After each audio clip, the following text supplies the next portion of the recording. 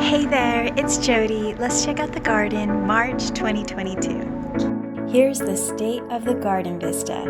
The iris plants look lovely along the left side of the garden path, so I've planted 3 types of flowers to fill in the gaps this year. I temporarily placed rocks in specific areas along the path. Then I planted seeds in a U shape to help identify where I planted the zinnia seeds. In between the zinnia seeds, I planted crimson clover seeds. In front of the zinnias and clover, I planted alyssum seeds. Lastly, the stepping stones also needed something, so I planted creeping zinnia seeds to fill in the gaps. The end result should be a melody of blooms along the garden path in the coming months. Tomato Alley is now a simple garden alley, as I planted asparagus, potatoes, and tomatoes in this area. The hibiscus plant has been moved here to provide more sun exposure. Future plans for the area: transplant more tomatoes from the greenhouse and move the kale and salvia plants to other areas of the garden. The lantern area has a couple of broccoli plants that I keep harvesting, and not a week later I find new florets. As for the chickpeas that I planted last September, they're actually quite peculiar. For one thing, they never retired even during the snow. Future plans for the area: amend the soil, harvest the broccoli before it goes to seed, and plant beans and cucumbers. The boardwalk is out of control this year, which is a good thing compared to previous years. The snapdragons are my little blossom monsters, as they keep self-seeding, and they are now taking over this area of the garden. Future plans for the area: move out the broccoli and transplant cucumbers and beans from the greenhouse. The aeration pots has these beautiful African daisies. Talk about love at first bloom. The broccoli is finally going to seed, so I'll leave the plant here until the pods turn brown to save the broccoli seeds. As for the carrots, I've been staring at them for weeks, so much that I might as well harvest them now.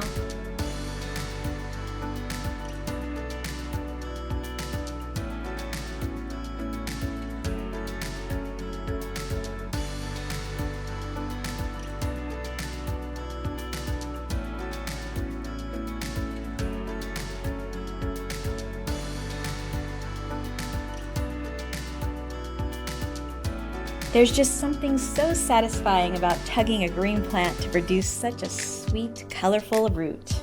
Future plans for this area: I'm actually going to rename the area to Gardenvale, as I'm reworking the garden space to have a vertical wall of pots behind the aeration pots. Paw Crossing is looking lovely with this tall grass. There's also this beautiful bluegrass here. The kittens haven't explored Paw Crossing just yet, but I'm certain they will once the purple flowers on the catmint are in bloom. I had so many iris plants left over that I moved some in front and the side of the greenhouse. But look how lovely they are in bloom. Let's go see what's growing in the greenhouse. Tons of beans in this tray. And there's a little tomato plant. This is the catmint. I'll put it in the areas of the garden where the kittens are allowed to be. Lots of variety here. Some celosia. There's some phlox. Some dwarf sunflowers, calendula, more tomatoes. This amaranth is doing incredible. So I learned my lesson last year when I put these out in the garden too soon. I'm just going to keep them in the greenhouse, and I'll just keep up-potting them because they're pretty fragile from what I could tell until they're established. All kinds of sunflowers, all the flowers that you saw in my other video is in here. Some recent starts that I have, like some snapdragons and stuff are in here. And then this last one, got some creeping zinnias, which I should probably up-pot just to be safe. Johnny jump ups. They're looking good. Hello, Marzano tomato. Baby tomato. And in the back, it looks like I've got some bluegrass and some more tomatoes in the back. Very exciting. This is the workbench. I'll be up-potting some of these plants that I want to stay in the greenhouse. Here's the items I'm trying to transplant. Got some nasturtium peas, sunflowers, and marigolds right here.